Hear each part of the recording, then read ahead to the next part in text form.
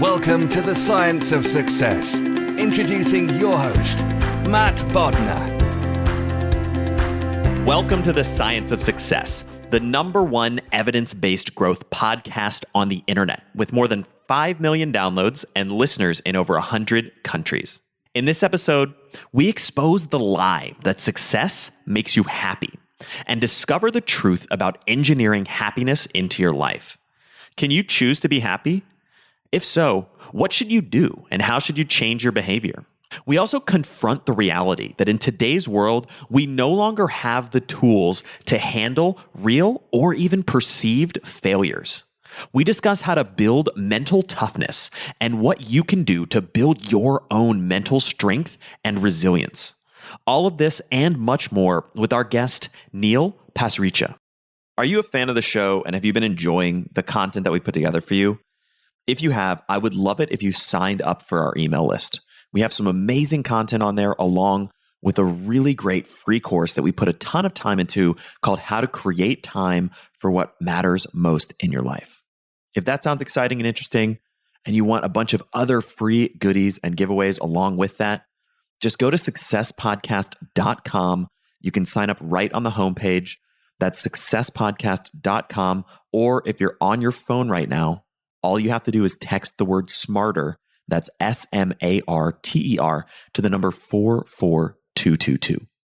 In our previous episode, we brought you a holiday special with some of the best moments on giving, connectedness, compassion, kindness, courage, and so much more. We brought in some familiar guests like Brené Brown and Oscar Trimboli, as well as some guests from the archives like John Wang, Dr. Keltner, and so many more. If you want something to ground you during this holiday season and really focus on gratitude, listen to our previous episode. Now, for our interview with Neil. Today, we have another exciting guest on the show, Neil Pasricha. Neil is a New York Times-bestselling author of The Happiness Equation and the Book of Awesome series, which has sold over 1 million copies. He's one of the most popular TED speakers of all time, and today serves as director of the Institute for Global Happiness. His work has been featured in thousands of outlets, including CNN, BBC, The Today Show, and much more. Neil, welcome to the Science of Success. Thank you so much for having me, Matt. Well, I'm really excited to have you on the show. Your work is so interesting and inspiring, and there's a lot of takeaways that I think we can share with the listeners. I can't wait.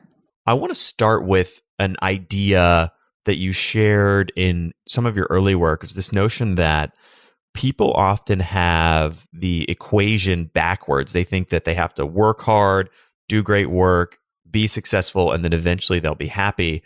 And you pointed out that perhaps that's not the right way to sequence things. It's definitely not the right way to sequence things. And I blame all of our parents for this, because our parents said the same thing to all of us as we were kids. They say, and in 6 specific words, you mentioned all of them, Matt. Great work, that's 2, leads to big success, that's 4, leads to be happy, that's 6. Great work leads to big success, leads to be happy.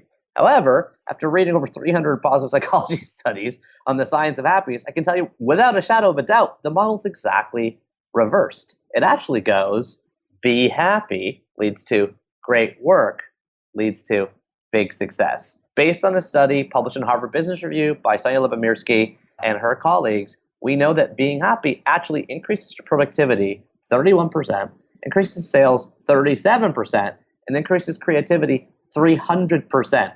What happens after that? Well, the big success comes. That's the end. After the great work, 2 kinds. Number 1, happy people are 40% more likely to get a promotion in the next 12 months. Not surprising when you think about your company, your office, or workplace. You're like, well, that person's probably going to get promoted. They're in a good mood. We like working for that boss. We like working for that colleague. And happy people also live longer. This is interesting. It comes from the Nunn study at the University of Kentucky. It shows happy people live an average of over 10 years longer. When you think about how short our lifespans truly are, an extra 10 years is quite a big increase just from priming your brain to be positive each day.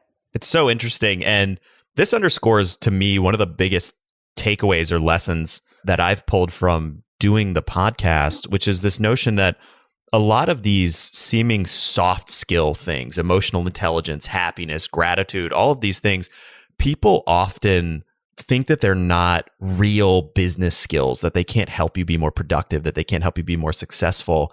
And yet the research is pretty resoundingly clear that, in fact, many of these soft skills, these woo-woo things like happiness, are actually the cornerstones of being a highly productive and successful person. Yeah, and I like how you framed it as like these are potential like kind of uplifts as well, for sure. But I also want to just enter into the conversation. Another little injection here. I was director of leadership development at Walmart. That was my job title for a number of years. And so my job was to help really, really good leaders become great leaders, i.e., help vice presidents become senior vice presidents, help senior vice presidents become executive vice presidents, help executive vice presidents become C-suite leaders.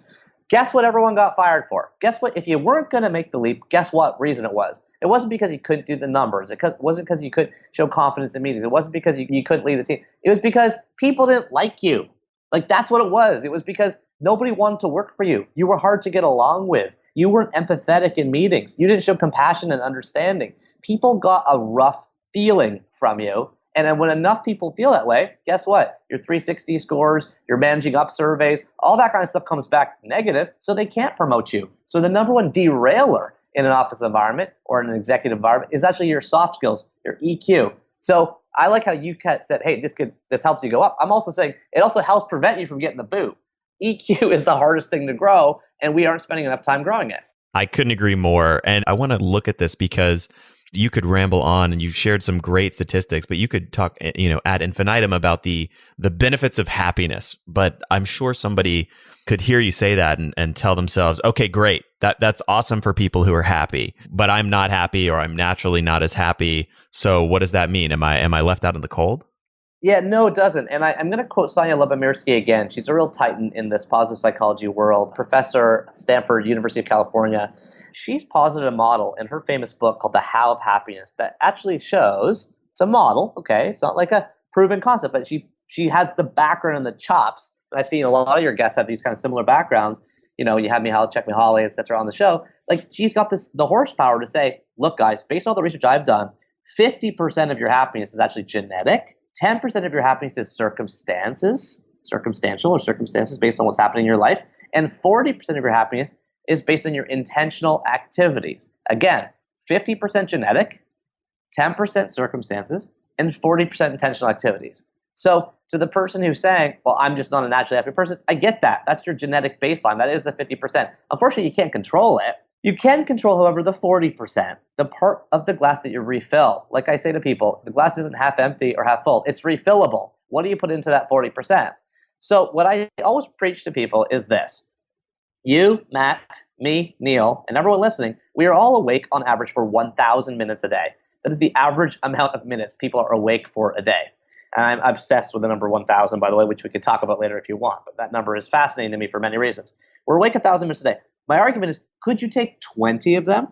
A 2% lever. Could you take 20 of them to make the other 980 minutes, the other 98% of your day, happier? When I ask that question, most people nod their heads like, yeah, I could do that. I mean, if it makes 98% of my day happier, like I'm all in. We know it makes me more productive, higher sales, I'm more creative, I get along well with people, I'm more likely to get promoted. I'm in. So what do? Well, this is where all the positive psychology research comes in. So what you do is you read through all these studies, you distill them down to the most simple stuff you could find. And I'll tell you right now, I'll give you 3 of them. I could give you 5 or 7. Let's just leave it at 3 for now. Go on a 20-minute nature walk in the woods with no cell phone, okay? Trees release a chemical called phytoncides that actually reduce your cortisol level. You actually get happier by being in nature. And we all have NDD these days, or nature deficit disorder. So this is a healthy thing. Number 2 is journal. Famous research from the University of Texas, Slatcher and Pennebaker, showed that couples in a relationship who journaled were 50% more likely to stay together in their romantic relationship after 3 months. I always joke that 3 months is a very long relationship at the University of Texas or any college campus. Also, a friend of mine, Sean Acor, positive psychology researcher, has teamed up with the National MS Society to show that patients with chronic neuromuscular pain, if they journal for 6 weeks, can have their pain medication at the 6-month mark reduced by up to 50%. Turns out in your brain, you've got something called your visual cortex. When you rewrite something happy from your day, okay, a good conversation, a friend you bumped into, the hot coffee that somebody brought you, whatever, then your brain actually replays it. In that visual cortex, an area called Area 17 lights up a second time or a third time if you read your own journal. So journaling, again, start of the day, end of the day, is a great way to have a 20-minute happiness practice. And the third and final thing I'll mention, again, there's many we could talk about, but is reading 20 pages of fiction. Okay? 2011 Annual Review of Psychology shows that reading fiction, especially literary fiction, opens up the mirror neurons in your brain, the parts of your brain responsible for empathy, compassion, understanding, all the EQ stuff we were talking about. If you want to be a better person, the best way to do that is to inhabit a totally other conscience for 20 minutes or 20 pages a day, because that teaches you how to be another gender, another religion, another culture, another geography, another nationality, another time period, et cetera, et cetera, et cetera. So, quick summary. Yes, there's a genetic set point, but even though that's 50% of our happiness, we got 10% based on circumstances and 40% on intentional activities. Focusing on that 40%, which is the part we can control, I say spend 20 minutes a day doing one of three activities. Go for a 20-minute nature walk, do a 20-minute journaling exercise, or read 20 pages of fiction from a good book. All three of those are great suggestions, and the math on that is so powerful. I often tell people the same thing, which is just try to carve out a little bit of time for what I call contemplative routines, essentially things like journaling, meditation, reflection, stepping back from all of the noise and busyness and chaos of life. And I love the math on 20 minutes is essentially 2% of your day. And is it possible to carve that out? It makes so much sense on paper, and yet it's so easy to get caught up in the busyness and the minutia and everything going on and feel like you don't have 20 minutes. Well, you have to structure it, right? So these days I'm giving a bunch of speeches, and one question I always ask audiences is, how many of you sleep within 10 feet of your cell phone? And honestly, Matt, like 95% or more hands go up. Okay. And the same excuses that we all hear. This is my alarm clock. What if there's an emergency? Stuff like that. Well, I say plug your cell phone in the basement, buy an alarm clock from Walmart, and start or finish your day with either a journaling practice or reading a good book. If you don't have your cell phone in the bedroom, that's a start. Look, if you drank a bottle of wine before bed every night, slept within 10 feet of a bottle of wine during the night, and drank a bottle of wine when you got up in the morning, we would all call you an alcoholic. These days, we are all phoneaholics. Our cell phones are terrible for us, and I can expand on why if you are interested. But our cell phones are horrible for us, and yet we sleep right beside them. We check them last thing at night, first thing in the morning, as if it's no big deal. It is a big deal. So system-wise, in order to structure it, put your cell phone in the basement. It doesn't matter where your cell phone lives. It matters where your charger lives. If you're paranoid about emergencies, do what my wife and I have done. Get a landline. They're $20. It's illegal for telemarketers to call you at night, but your friends and family can call you if there actually is an emergency, which, by the way, there never is. And then start or finish your day with a journaling practice or reading a good book. That's a good example, and it really highlights, you said something a moment ago that is so important and often gets missed in the discussion of these routines and habits, and it's that you have to proactively structure your day to create the space for these contemplative routines. And if you don't do that, then they never happen. And if you do carve out just a little bit of time, even 20 minutes or more a day, that has a huge compounded return on everything else that you do.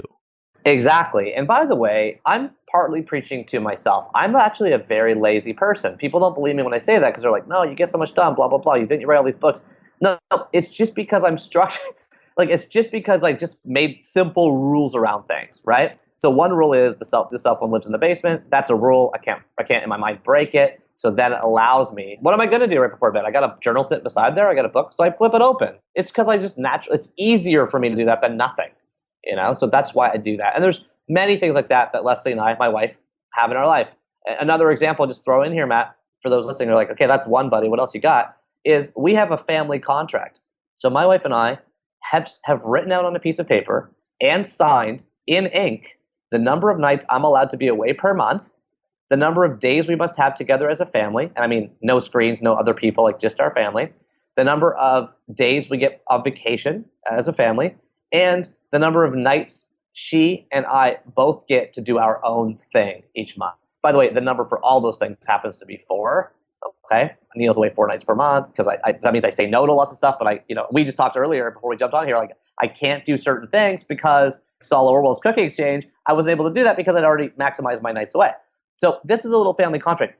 Does it actually, if I break it, do I get in trouble? Do I get arrested? No. But because I wrote it out and I signed it in ink, It's a system that now guides my behavior. I'm a lazy person, so I just now follow this rigid quote unquote rule that I made for myself. I tell people the same thing all the time, which is that I'm very lazy, but I use structures and routines to ensure that I both select the most important activities and get them done despite all of the other things constantly distracting and pulling me in so many different directions. You're a smart man. Well, this whole conversation, though, reminds me of something else that I've heard you talk about in the past, which is this idea that in today's culture, it's almost a rote response to say, how are you doing? What does somebody always respond back with? I'm busy. I'm busy. That's what everyone says. And I've stopped saying that. I stopped saying that maybe a year ago, but it's amazing how almost everybody has that response. And we have this culture that promotes this myth of having to be busy and always being busy as if it's a badge of honor. But it really, to me, in many ways, is a detriment. Yeah, and there's a great essay on this by Tim Creeder, Kreider, called The Busy Trap, which is published in the New York Times. And maybe you could share it out with your listeners somehow or in the show notes or whatever. This really prompted my thinking. And then, of course, Tim Ferriss, his words, and I think 4 Hour Workweek said, the word busy is an excuse. It is somebody who is a lazy thinker and indiscriminately acting. Busy is a sign of you don't know how to manage your priorities. And I love that. And so in the happiness equation, the book I wrote before you, or also before this one, I actually lay it out as a bucket model. I say, you, Matt Bodnar, me, Neil Pasricha, everyone listening, Oprah, Warren Buffett, Tim Ferriss, Tim Creeder, all these people, we all get the exact same number of hours per week, right? It's 168. That's how many everyone gets. Doesn't matter how old you are, doesn't matter how rich you are, you get 168 hours a week. I like to think of it like Monday morning at midnight, or whenever the week starts on your calendar. Monday morning at midnight is like I got 168 like pebbles, and I spend one an hour. And by the end of the week, I'm like out of pebbles. That's all I got, and I get another 168 for next week. The beautiful thing about that number, 168, is that it naturally divides by 3. So you divide it by 3, and it's 3 buckets of 56 hours each. 56, 56, and 56. Well, guess what? Every doctor will tell you you're supposed to sleep 8 hours a night. 8 times 7 days a week is 56 hours. So one entire bucket per week for most people, on average, should be 56. What about work? Well, most people work about a 40-hour week job. Yeah, there's some higher, some lower. But let's round it up. Let's round it up for commuting time, maybe some emails at home, maybe you do work on the weekend a little bit. Let's just call it 56. We're going to give you like almost a 50% increase on your quote-unquote 40-hour week job. And by the way, there's a lot of research that says that people that say that they work 70, 80, 90 hours a week are kind of lying. There's a lot of research that says they're not really working. That's crazy number of hours. And most people don't work that much, even if they think they do. Okay? There's a lot of dead time and wasted time in there. Let's call it 56. Guess what, Matt? Those 2 buckets, the work bucket and the sleep bucket, pay for, justify, and create your 3rd bucket. Are you busy, or are you filling up your 3rd bucket with crap? For me, I worked 10 years at Walmart, right? And for 8 of those years, on the side, you could call it the side hustle these days, I wrote 1000awesomethings.com. I wrote my books. I gave 200 speeches. I gave some TED Talks. That was all in my 3rd 56-hour week budget. It's worth pointing out I was not married at that time, and I did not have children, so I was able to pour all that time into my quote-unquote fun bucket of writing and speaking. Now, I did get remarried. My wife Leslie and I have children, and guess what? My 3rd bucket is now being an intentional, and attuned and present father. So that's why, Matt, I actually ended up quitting the Walmart job, because I shifted that writing bucket from my 3rd bucket into my 2nd, quote-unquote, work bucket. That mental structure really helps me. It aids me. And once every 6 months or a year or so, I always just consciously think about, what am I spending my buckets on? And is it the right thing to be spending them on? I'm not ever busy. I'm just conscious about how I'm spending my time. Yeah, I love that distinction. And it's amazing once you step back and just spend even 20 minutes, as we talked about earlier, thinking about how you should be spending your time and looking at how it's actually being spent, you can come up with some pretty insightful takeaways about ways that you're wasting time or spinning your wheels on dead time or doing things so that you feel like you're being productive when you're really not. Yeah, well, I think there's that famous quote, I can't remember who said it, saying, show me your calendar and I'll tell you your priorities. Of course, that assumes that your schedule is up to date and filled and all that stuff, but that is a really good indicator of what you actually care about. It's how you spend your time. Hey, what's up? It's Matt. I want to tell you about the most epic and life-changing thing that we've ever done here at the Science of Success. It's about to happen, and I wanted to personally invite you to join me. We're launching an incredible live, in-person, 2-day intensive for fans of the show that want to take their lives to the next level. This will be an intimate 2-day in-person deep dive with me where we will go over all of the biggest lessons and greatest life-changing insights that I've personally pulled from years of interviewing the world's top experts on the science of success. And I'm going to show you exactly how to apply and implement them to 10xing your own life in 2020 and beyond. I've spent months planning the life-changing content for this live in-person intensive, and here's what we're going to dig into. You can bring your own unique challenges and desires and get highly specific, tailored feedback on exactly what you need to do in order to achieve your biggest goals. We will personally dig into what's holding you back and find out exactly what you need to do to take your life to the next level. I'll show you how to become a master negotiator and deal with any conversation, no matter how tough.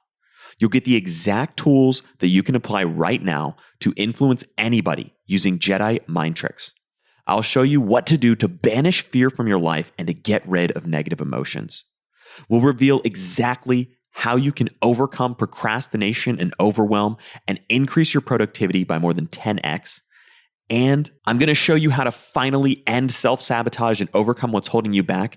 And this is only scratching the surface of the epic things that we're going to cover in this live 2-day event. Here's the most important thing. This is not a listen and learn session. This intensive is an immersive implementation experience where you'll walk away with a comprehensive model to take your life to the next level. After these 2 days, you'll have a tailored blueprint to see massive results in your productivity, your happiness, your influence, your creativity, and ultimately in achieving your biggest goals. Because I want to make this a truly amazing experience, and I want to give tons of personal one-on-one interaction and engagement with every single person who attends, there's only 15 seats available for this intensive, and seats have already started filling up. I am personally committed that for every single person who attends this live intensive, that I will help you create massive results in your life, and I will do everything that it takes to make sure that you have an incredible experience and get the maximum amount of value possible. To find out more and to grab your seat for the intensive before it sells out, just go to successpodcast.com/live. That's successpodcast.com/LIVE to find out all the information. The intensive is going to be here in Nashville on January 27th and 28th. All the details and logistics are available at successpodcast.com/live. Grab your seat now. I cannot wait to see you and hang out with you and take your life to the next level here in Nashville in January. successpodcast.com/live. Grab your ticket today. So you touched on a minute ago the new work that you've been doing about resilience. I want to dig into that a little bit. It's such an important topic. How did you come to take that on as a new project or a new area of focus?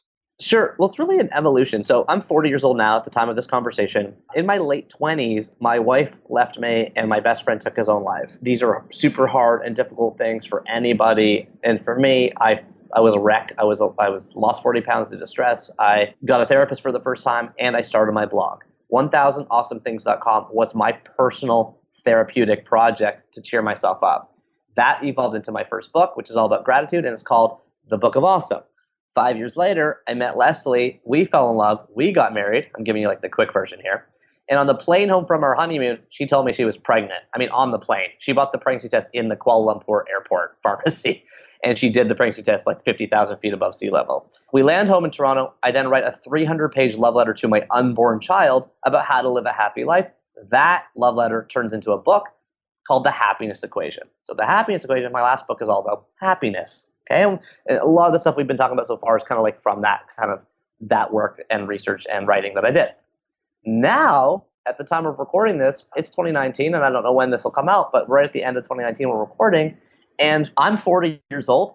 I'm purportedly successful. Why then, Matt, am I super thin skin? Why then, when I get 2 likes on a photo, am I like, nobody likes me? Why, when I get a rude email from someone, am I like, I need to delete this person from my life forever? Like, I want to I can't handle it. I'm actually weak. I'm fragile. I'm thin-skinned. And I look around and I see my own children and I'm like, they're kind of like that too. Is it a genetic thing? So I look around a little bit more. Guess what? It's all of us. We're all getting more and more anxious, lonely, depressed. We are living like an army of porcelain dolls. Why? Well, I have a thesis about this. And this is something I share as the introduction to my new book on resilience, which is called You Are Awesome. And that is this. We live in an era of the greatest abundance of all time. You're in Nashville. I'm in Toronto. We're having a conversation like we're old friends. Like, that's amazing. Like, you couldn't do this not that long ago. Not only that, we live longer than we've ever lived. We are healthier than we've ever been. We are safer than we've ever been. We have more money than we've ever had. By the way, these are all generationally true. Okay? Compare ourselves to previous generations have higher education. Everything's better. Like, we live in an era of infinite abundance. And the point about safety is really valid. We don't have any gigantic, huge famine, no Great Depression, no plague. No one's getting forcibly shipped off to war, which happened like just a generation ago. We have it good. Unfortunately, and here's the aha, the side effect of all this abundance is we no longer have the tools to handle failure or even perceived failure, like the 2 likes on the photo or the rude email. So the muscle I think we all are so desperate to build these days is resilience. How do we get mentally tougher? Because the world certainly will not help us. They will rampage us with messages telling us how much we suck and stink, and social media will feed us everyone else's pretty picture and 6-pack abs and the lobster buffet at the Maldives that they're on to make your lunch look like crap. So you're on your own. So mental toughness or resilience is now my current focus area, and that's exactly why. Such a great, insightful point. I wrote this down and bolded it in my notes. We no longer have the tools to handle failure or even perceived failure. Yeah, and this is the thing. Part of the problem right now is cell phones. Dr. Jean Twenge, Twenge, a researcher and professor at San Diego University, has written about the fact that anxiety rates are up 30% over the past 5 years. By the way, anxiety rates have not gone up even double digits before that. Like, it's like a gigantic, huge hockey stick-like curve suddenly. In her report, she says, this is due, it's her words, not mine, to the ascendance of the smartphone. I made some flipping comments earlier and not right now, but the cell phones kill our productivity. 31% of our time is bookmarking, prioritizing, and switching between tasks now. They hurt us physically because bright screens before bedtime reduce our melatonin production, and we're all adding 60 pounds of pressure when we're texting and stuff like that, tech neck and stuff, you've heard about it. And third of all, they're hurting us psychologically. You can no longer be the best anymore. You can't be the winner anymore. You can't be the best basketball player in your high school anymore because someone else is better on the internet. Someone has more followers. Someone has more friends. You and I can have a quick conversation about our podcasts. You and I can name 5 people that have more downloads than us, or 5 people that have more better shows than us or bigger shows. We can, we will. And even when our shows double or triple in popularity and downloads, whatever, we will still be able to name 5 people, right? Even Oprah is looking at how many followers Justin Bieber has on Twitter. You can't win. It's impossible. So that's why our anxiety rates are skyrocketing. And it's not just that. Our loneliness rates are skyrocketing. We have purported connection with technology, but actually that creates a disconnection because it's superficial. And we have higher rates of mental illness and depression and suicide than ever before. You're painting a pretty bleak picture, and I agree in many ways, especially about smartphones. And you've made some really good points, and I'm sure we'll dig into some strategies here in a minute. But you've named a ton of researchers and books and resources. All of those are going to be in the show notes for listeners who want to check them out. I'll also throw some other resources we have around breaking phone addictions and so forth too. But let's dig into that. Tell me more about how we can, zooming out a little bit, how we can cultivate resilience, how we can start to learn to handle failure, and what are some of the specific things that we can do to really take action on that? Sure. Let me give you 3 tips to build mental strength or resilience. And these are things you can do, 1 in the morning, 1 during the day, and 1 at bedtime. Okay? In the morning, I already told you, get rid of that cell phone. You have to get rid of it. The 2 most common excuses are it's an alarm clock, buy an alarm clock from Walmart, or it's needed for emergencies. Get a landline. They're super cheap because no one has one, and give it to your friends and family. So get the phone out of your bedroom. Instead, you can start your day with a 20-minute journaling exercise like I suggested, or if you only have 2 minutes, let me give you a 2-minute research-backed mind-strengthening practice that I do every morning when I get up. I shouldn't say every morning. I try to do it every morning. I do it most mornings. I call it 2-minute mornings. And here's how it goes. Number 1, answer the question, I will let go of.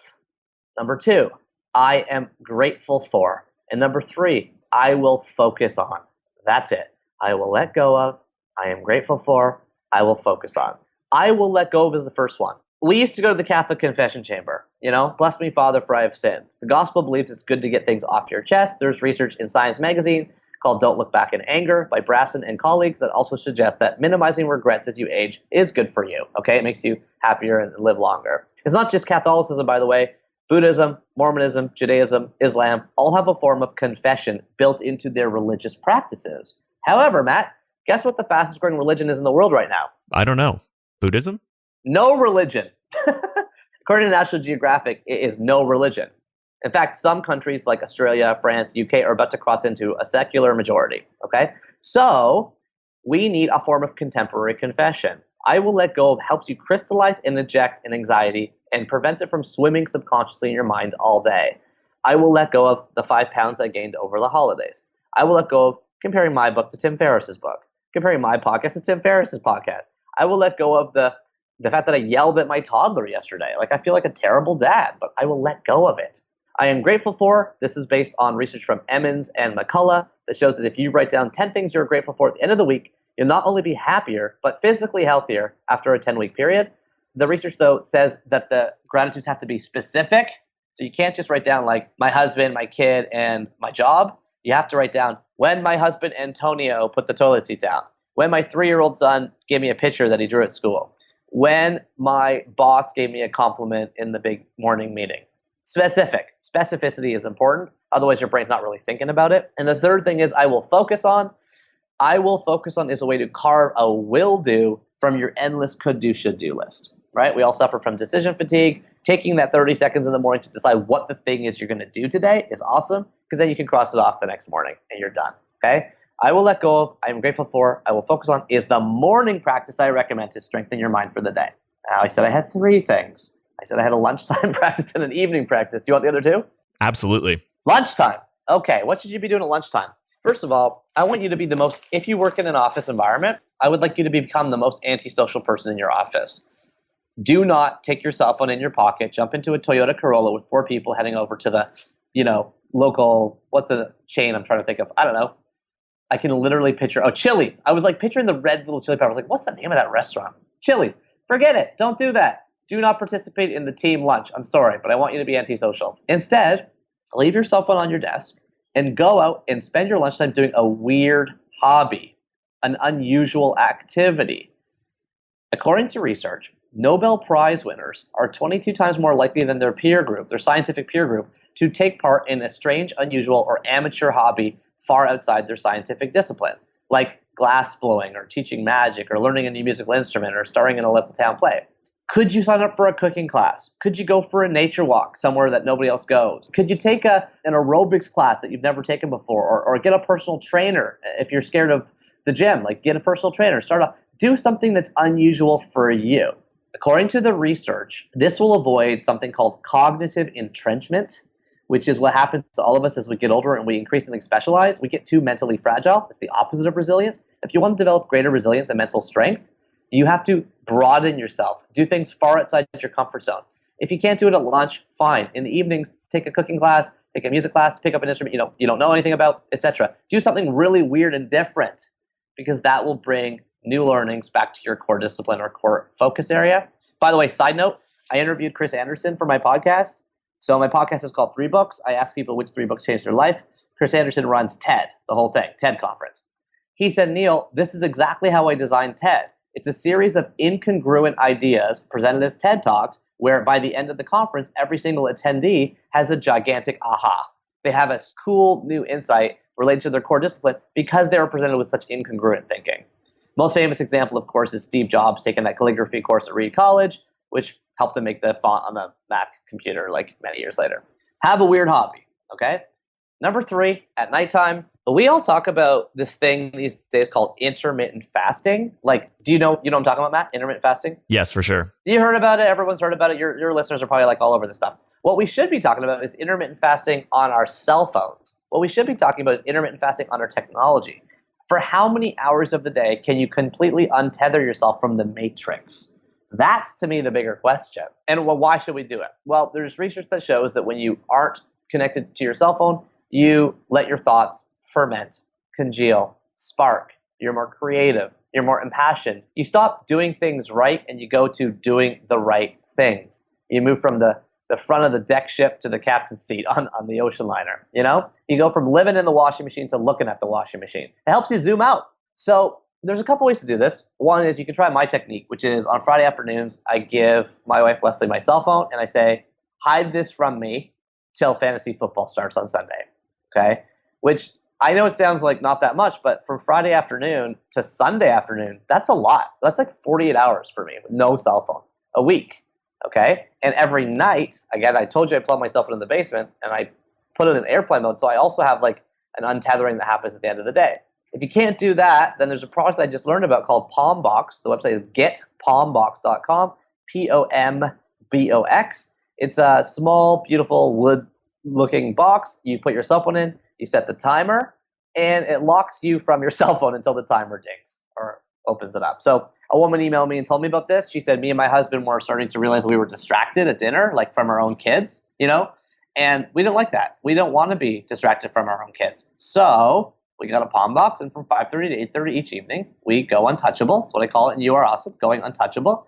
And we put our phones in there for 3 hours so that we can do like the bed, bath, and dinner routine as a family and actually make eye contact with people.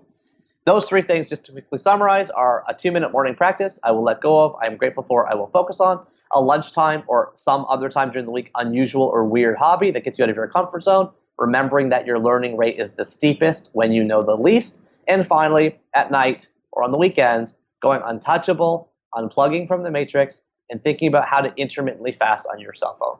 All of those are great strategies and really, really interesting. The stat about the Nobel Prize winners being 22 times more likely to have a weird or amateur hobby is so interesting. I'm curious on all of these things, and this is something that I've heard in the past of people who hear some of these strategies. How much of this notion of, let's say, getting off of your phone or carving out time for deep focus, how much does that apply or specifically focus around someone who's a creative, let's say a writer, an artist, etc., versus somebody who's, for example, managing a company or managing a team or trying to grow a business? 2 things on that. One is, so I'm 40, I'm Indian, so I was supposed to be a doctor. So my life was an undergraduate business degree from, at the time, the top-ranked business school in Canada, a master's in business degree from Harvard Business School, 10 years working at Walmart as project manager to our CEO and director of leadership. So my whole background is that kind of that world, but I also deeply believe that everybody inside them has some little flame that is their creative mojo, and whether that's singing, whether that's making music, whether that's stand-up comedy, whether that's doing a podcast like you do, Matt, whether that's like selling stuff on Etsy, like everyone's got like this thing that they just really want to do for no other reason and they love to do it. And so I hope that the strategies I've presented here kind of apply to both, meaning that I spent 10 years in corporate, kind of coming up that chain. And also now I'm leaning more into my creative side because I think everybody has that. So I think you can apply it to both. Certainly the time management stuff, the structuring stuff, and how to kind of turn your mindset around on each day with the 20-minute exercise. Like, I think that applies to everybody. You touched on something else that I think is really important and ties back to another concept of yours that I think is great, which is the notion of being a novice, being a beginner, getting out of your comfort zone. And as you called it, I think previously, the idea of a failure budget. Tell me a little bit about that concept.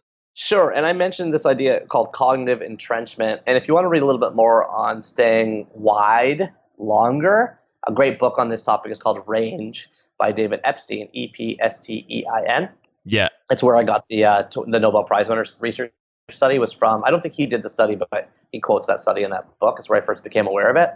So say you believe me on all this stuff and you're like, okay, the person who's the most successful in life is actually not the person who has had the most successes. That's what we are inclined to think. That is not true.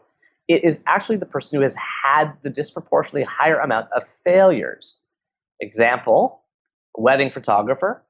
How did you get 50 awesome pictures of this wedding? If you ask them, they always say the same thing. Oh, I have 1,500 bad ones. Like I took 2,000 or I guess 1,550 to do my math, photos at this 2-hour wedding. So of course I've got 50 good ones. Look at sports. The guy who has the most wins, Cy Young, also has the most losses. The guy who has the most strikeouts, Nolan Ryan, also has the most walks. The guy who has the active quarterback with the most Super Bowl championships, Tom Brady, also is the active quarterback with the most Super Bowl losses, Tom Brady. See what I'm saying? So if you're with me on this, then you believe that you have to increase your failure rate. It's hard to do that, especially as an adult, because we overly specialize and we get good at one thing, and success blocks future success. So what do? On January 1st of every year, my wife and I each take money from our joint account and we put it into our personal account. We call it our failure budget. One thing that comes out of that is like frivolous stuff, like my fantasy football stuff comes out of there, for example. But also I use that money as like a no excuses way to just spend on randomness. Again, examples like flying to some city with a friend to hear a concert by a band that he or she really likes that you've never heard of because you just decided to do it. Taking a sport up as an adult is so healthy for you. Remember 9th grade gym class? You do a different sport every week. What does every adult do? Nothing. Or maybe like one thing. They like just jog, or they like just play basketball. But pushing yourself into your comfort zone is much, much, much healthier. So failure budget helps. And the reason it helps is because you can just make it a small percentage of your income. If you make $50,000, you can say, I'll spend $50 on anything I want to try, or just move the decimal place over a few points. And then you have no excuses, so you are more likely to try new things. And when you try new things, you learn more. So your failure rate goes up and your success rate eventually goes up. Great point. And David Epstein's book, Range, one of the best books I read in the last 12 months, probably my most recommended book of 2019. And we interviewed him a couple months ago. I'll throw it on the show notes for listeners who want to dig in. But even you said something there that I thought was really interesting, which is this notion that success blocks future success. Can you elaborate on that a little bit? Yeah, here's the thing. Most of us are born as blobs. We're little blobs with brains in them. And so your parents' goal is to expose you to a breadth of things. You look at shapes and colors, and you do drawing, and you do sports, and you're doing everything. Everything. Eventually, you specialize. You feel like you have to. And maybe you stay broad as long as possible. Maybe you take liberal arts education, or you dabble in a bunch of things, or you spend your 20s, I think, as you should, doing a bunch of different things. Okay, I think the 20s are the decade of experimentation. In many ways, you should just try as many new things for that decade as possible, because it's after the 2 decades of like forced learning, and for your like 7 decades of like running a family, if that's what you want to do, or being part of a family. So it's like 20s are your decade to like play. Okay, the play decade, the experimentation decade. But here's what happens to most people in their 20s. You do something that works. Let's just say you sell a condo. Let's just say you get your real estate license and you sell one condo. You are not sure if you like real estate. You're not sure if it's for you. But you sell one condo and you get a $10,000 commission, and you're like, oh my gosh, like I'm good at this. So you tell people, I got some business cards made. I'm a real estate agent now. And when you go to parties, people know you as their real estate agent friend. You have had success in that area. They want to talk to you about interest rates, their house, whether they should list with you or sell their house or blah, blah, blah. All those conversations serve to deepen your own specialty in that one area. What's the downside? Well, say you become a millionaire by the time you're 30 as a real estate agent. You might think you made it, and maybe you have. But here's the question I would ask you. What other success could you have had, should you have had, or would you have had if you had let yourself stay broader longer? Could you have pursued ballet till the time when you were dancing at the Met? Right? We don't know, because that success you had as a real estate agent blocked the future success you could have had in other areas.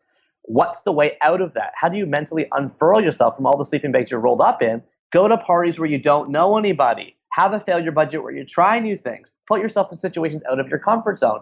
Keep letting yourself experiment and play, being open to black swan opportunities so that you jack up your mental strength and your resilience and make yourself, I hate to use that word, but like more polymath-ish, so you can do what I was talking about earlier and get a series of incongruent ideas and inputs into your mind so that you're a stronger person. Very good advice. And that's something that I personally struggle with as well. And having so many different projects and interests and things, it's always confusing to try and at a cocktail party where people, it's easy to get pigeonholed, and it's hard to sometimes break out of that.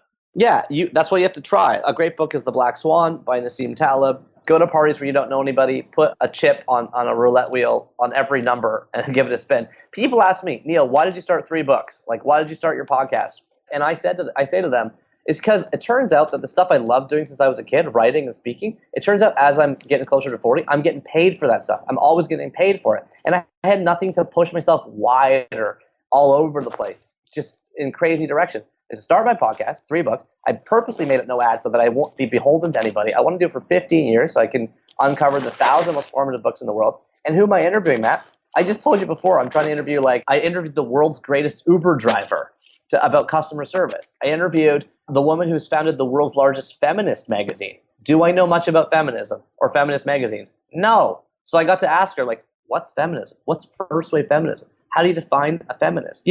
I ask dumb questions because it's a way to broaden myself and put myself in situations where I get to play the fool, because I am a fool, because we're all fools, because the world's too big and complex to really know anything.